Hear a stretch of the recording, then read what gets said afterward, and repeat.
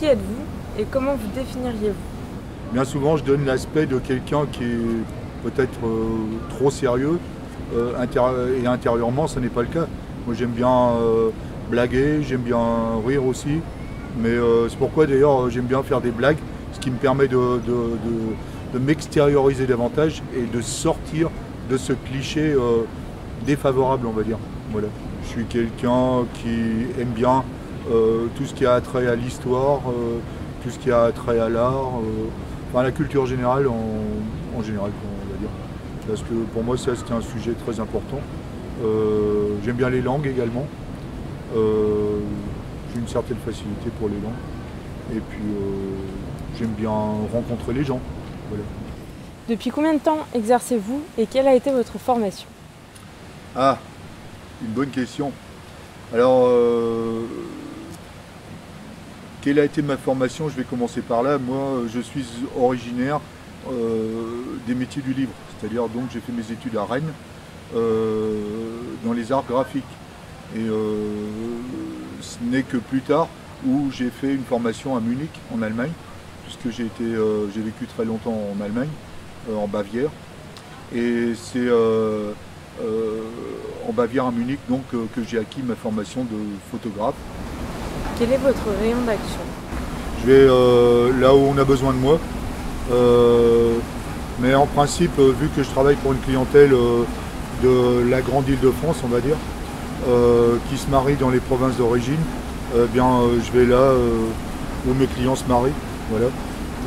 Mais bien souvent, ça se passe du côté de la Bretagne, les pays de la Loire, la Touraine, et même en Île-de-France. Sinon, mais, il est arrivé aussi que j'aille complètement autre part. Si les frais sont pris en charge, il n'y a pas de raison, je vais partout où les clients ont besoin de moi. Voilà. Quelle est votre réactivité? Ma réactivité, alors tout ce qui concerne sur Internet, les mails, je réponds d'ordre général dans la journée, à moins que je ne sois en déplacement. Et bien souvent, de toute façon, j'ai l'iPhone, donc je peux répondre aussi en route, mais c'est une façon plus lapidaire, on va dire, ce sera moins approfondi. Mais si je suis sur place dans mon atelier, donc je réponds dans la journée et je consulte mes mails 3 fois par jour, en matin, en matinée, le midi et le soir, et je réponds dans la journée. Au téléphone, si je ne suis pas joignable à l'instant, je rappelle systématiquement. Et au niveau des prestations, je le disais tout à l'heure, dès le dimanche, je décharge les photos et je commence la sélection. Ce qui fait que, d'ordre général, la galerie sur Internet est en ligne dès le mercredi qui suit le mariage. Si le mariage a lieu le samedi, donc le mercredi d'après, la galerie est en ligne.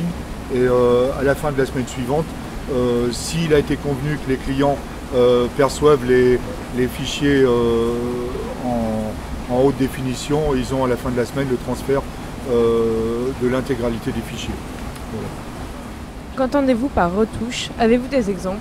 Qu'appelez-vous retravailler? Certaines photos sont trop sombres légèrement, d'autres sont trop claires. Alors il faut remettre tout au bon niveau, c'est-à-dire ce qui est trop sombre, l'éclaircir, et ce qui est trop clair, l'assombrir un peu. Revoir les contrastes aussi. Et puis dans les corrections viennent s'ajouter des éléments gênants qu'il faut effacer. Par exemple, lors d'une prise de vue de portrait des mariés, supposons, l'endroit était magnifique, mis à part à un endroit il y a un panneau de stop, supposons. Bon, c'est plus facile de l'effacer, je le sais dès la prise de vue, je fais la prise de vue tout de même, et je sais que par la suite je vais l'effacer pour avoir une prise de vue des mariés sans le panneau de stop, bien sûr. Alors tout ça, ça fait partie des corrections. Voilà. Et retravailler, alors retravailler c'est complètement autre chose, c'est-à-dire ce sont des images qui sont corrigées, comme je viens de le dire à l'instant, auxquelles je donne une touche, une note spéciale. C'est-à-dire par exemple transformer des photos couleurs qui sont optimum, les transformer en noir et blanc par exemple, en vrai noir et blanc. Ou alors leur donner, mettre par exemple une vignette sombre sur le bord pour faire ressortir le milieu si on veut. Ou alors recadrer légèrement pour mettre plus en valeur suivant le nombre d'or, plein de choses dans ce genre là, ça c'est retravaillé, ce n'est plus de la retouche. Voilà. Rencontrez-vous vos clients avant la prestation et à quel moment? Oui, bien sûr. Il est évident que c'est absolument nécessaire de rencontrer les clients justement pour arriver à les cerner quel style de photo je vais pouvoir faire avec eux plus tard. L'idéal des cas même d'ailleurs, ce serait de faire une série d'engagements. C'est-à-dire avant le mariage, pas habillé en marié, enfin habillé en tous les jours, quoi. Faire une série de prises de vue dans un endroit de leur choix pour que eux s'habituent justement au photographe et que le photographe voit les difficultés pour que le jour J, vu que la plupart du temps on a très peu de temps, ce qui permet donc de travailler plus vite et d'une manière très efficace. Voilà.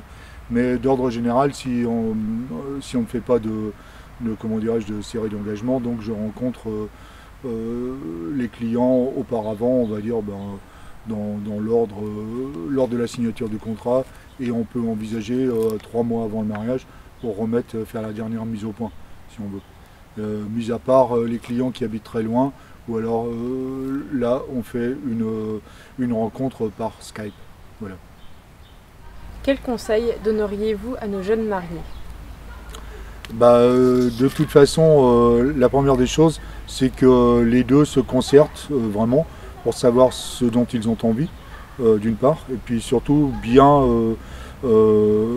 consulter les sites de photographes et bien regarder les images correctement et travailler surtout au feeling, laisser parler le feeling et sélectionner ceux qui correspondent le plus au feeling des mariés, et seulement en deuxième étape ou en troisième, on va dire, voir le budget et ne surtout pas sélectionner un photographe d'après le budget. Merci à vous pour toutes ces informations et bonne continuation. Merci. De rien, au revoir. Au revoir.